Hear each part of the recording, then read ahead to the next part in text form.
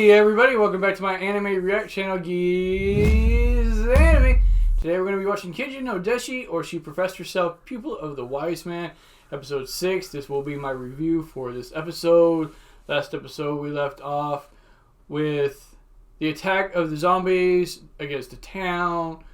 Then we leeway from that to inside the town with Mira giving away all the items that they gained, and as she's doing so, we meet Cyril, another one of the players who is apparently stuck in the game. So we have an SAO type thing going on here where they can't log out. I get the feeling it's due to the fact that the game itself is becoming more aware or sentient, and it doesn't want people to log out so that it can learn from them.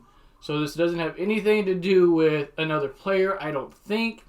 Although they couldn't possibly be behind it. Maybe another player tried talking to the game itself somehow and is doing this behind the scenes, which would be intriguing as well. We see that Mira has Tak get some kind of evaluation done to find out his magical aptitude, and he is actually pretty powerful, or could be. And at the end, we get a bit of backstory for Cyril himself. When he logged into the game, he noticed that things were different. He was surrounded by goblins. The NPCs to him really didn't seem like NPCs. They seemed more like players.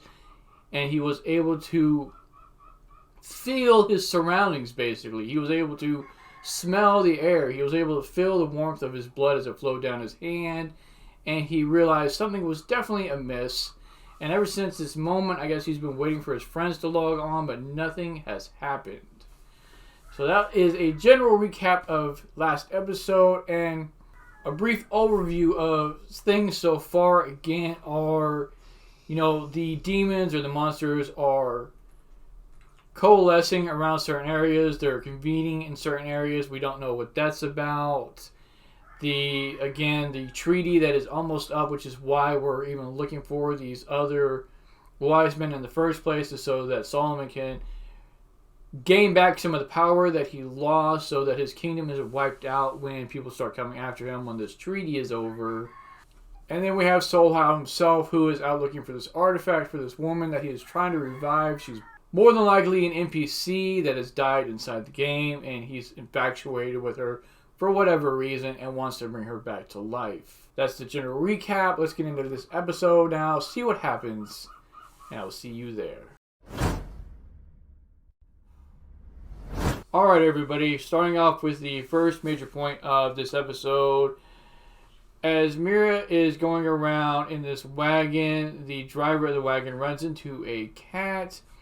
And as they're picking the cat up, a wind spirit comes out of nowhere to attack them because the wind spirit thinks that they're trying to harm the cat. And after Mira learns the cat's name, she comes to the conclusion that this is probably one of the Wiseman's cats that this name was given to.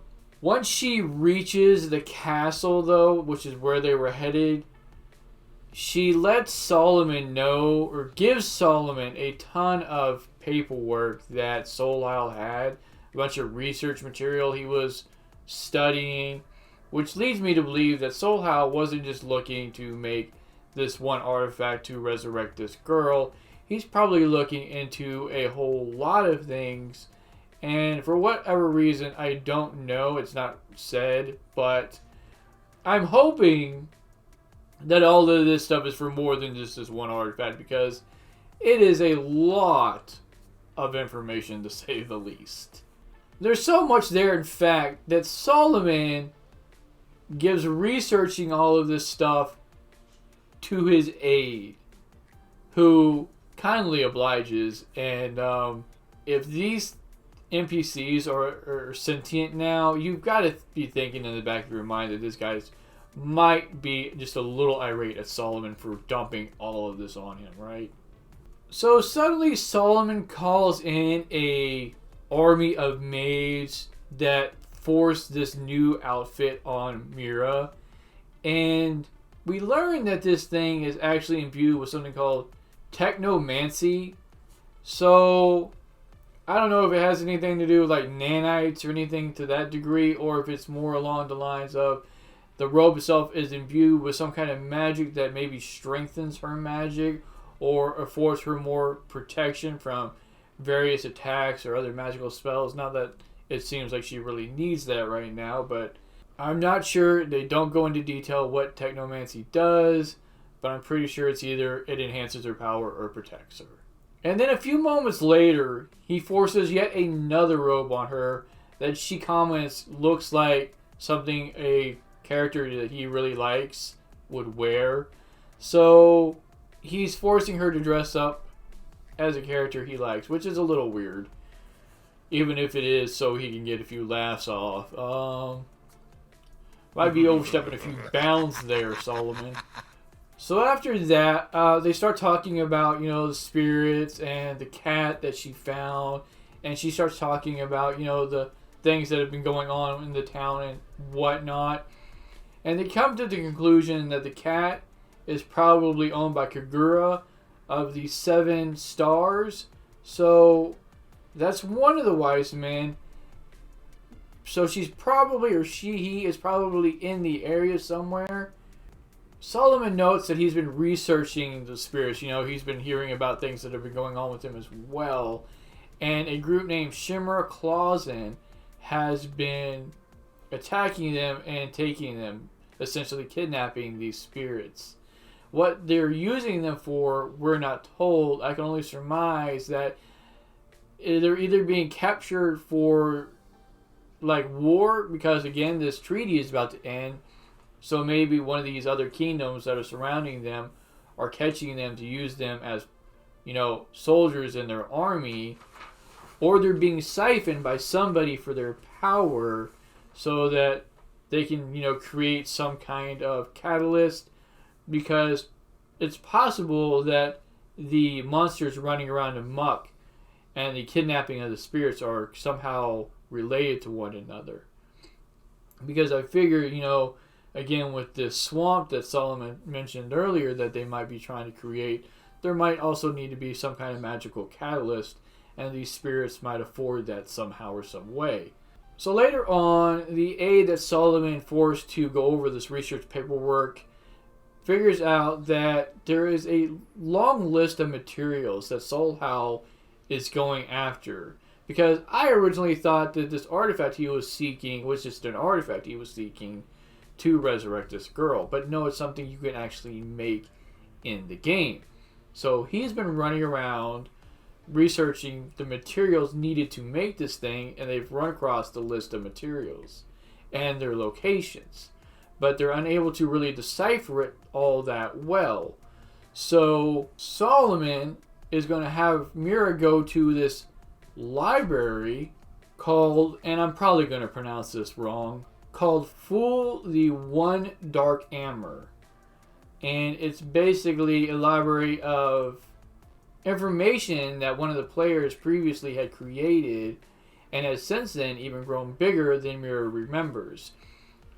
Again, affording the fact, as Solomon says, that this is probably due to the growth of the world itself, that the world is now alive. So things are shifting and changing and growing in accordance with the world.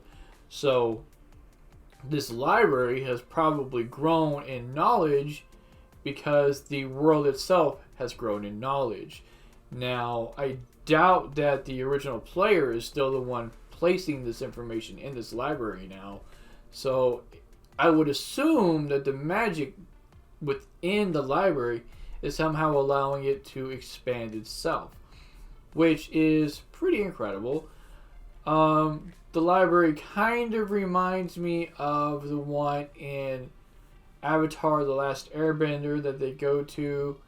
It's just full of books and information, and that information, like in Avatar: The Last Airbender, cannot leave the library.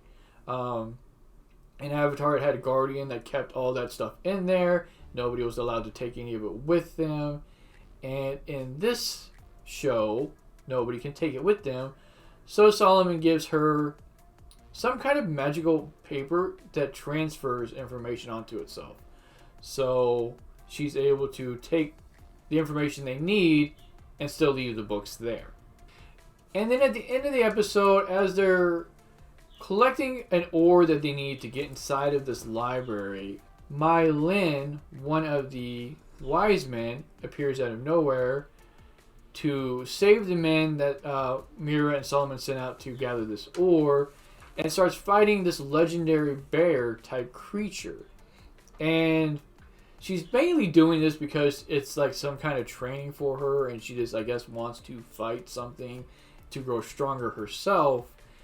And at the end of the fight, when she beats it, she comments that the knight that Mira sends along with these people to protect them has a lot of power with it. And they tell her, follow us back to where we came from, and you'll meet the person who enchanted it. And she comments, no, it's not time yet, it's too soon, and she leaves, making it seem like there's some point in time that maybe is ingrained within her very being that she knows she needs to return for something major, some major event that she knows is about to happen, which is why she's out training to grow stronger, because maybe she's been told that something's going to happen, or it's just some gut instinct she has, or maybe one of the other wise men told her, which is why they're all out doing things, because they know something's about to happen and never told Solomon for some reason, and Mira is unaware of, because they don't know, that Dunbolf is back.